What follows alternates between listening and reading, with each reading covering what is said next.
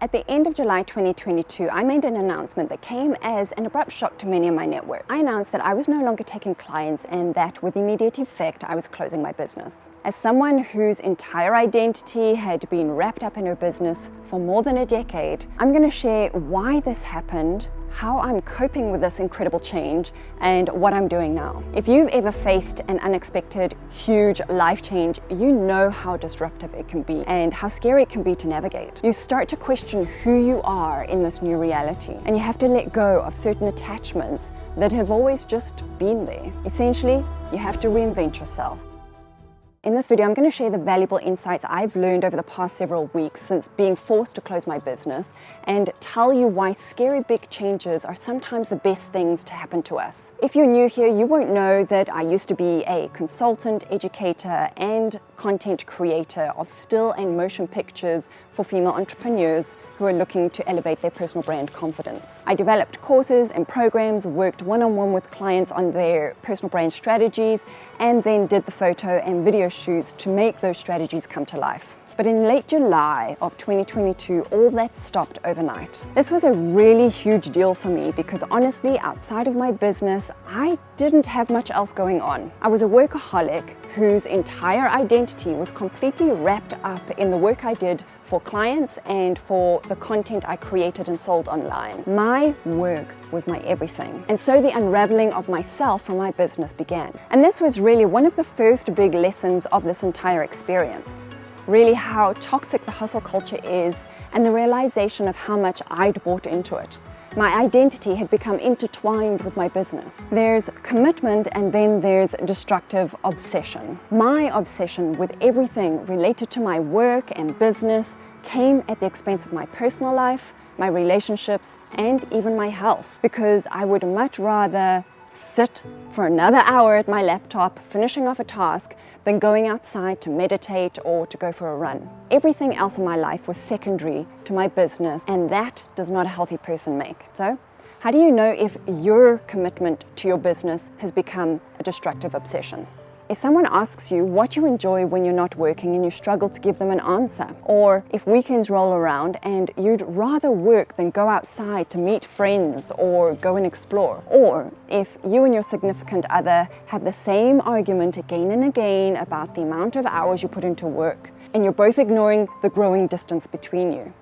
Those are some pretty big clues right there. By all means, be passionate and committed to your work, but don't let it consume your identity and interfere with the rest of your life. After all, what are you working so hard to achieve anyway? A life that you love? But what if there isn't a life left once you've reached your business goals? So what caused me to have to close my business overnight?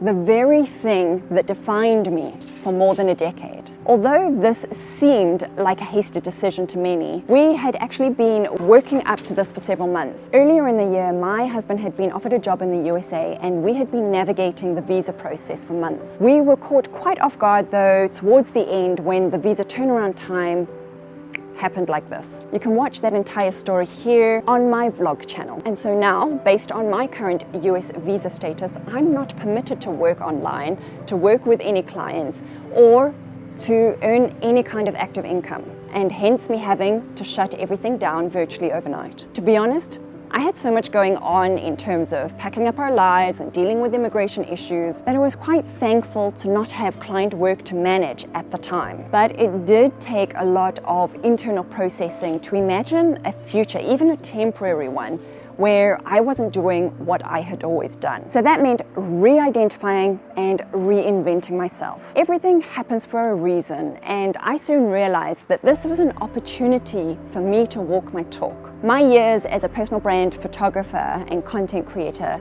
had led me to explore the 12 personality archetypes as a framework on which to build my clients' personal brand strategies.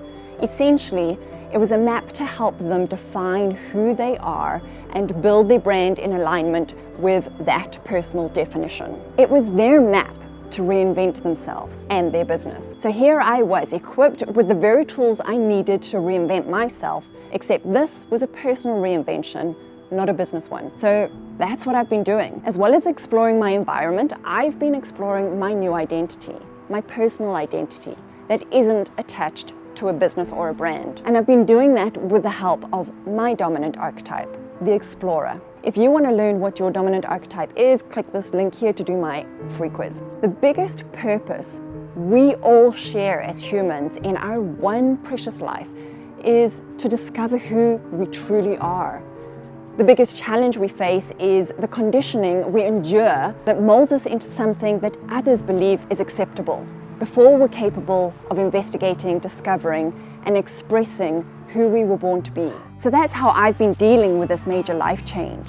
But what's next? For now, I'm continuing my exploration of my new reality, both the external and the internal. And I'm continuing to express my creativity here on YouTube. I'm sharing our adventures in the USA over on my vlog channel. Remember to go check it out, Looking for Adventure. And I plan to share the more introspective explorations here on this channel, delving deeper into personality profiles and personal reinvention. So if you're interested in either of those, please do subscribe and hit that notification bell so you're notified when I post a video. One of the biggest lessons I've learned from all of this chaos and disruption and change is that everything is temporary.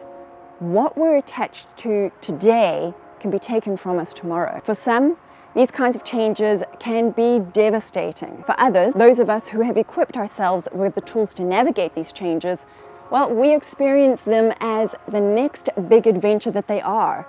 A new chapter, one of many in the book of your own life, each with its own beginning and end, each a new opportunity to reinvent ourselves. Each reinvention another step in our own evolution. So welcome your next chapter. And if it's not the best thing to have happened to you right now, it's leading you to the one that is. Thanks for watching. See you in the next one.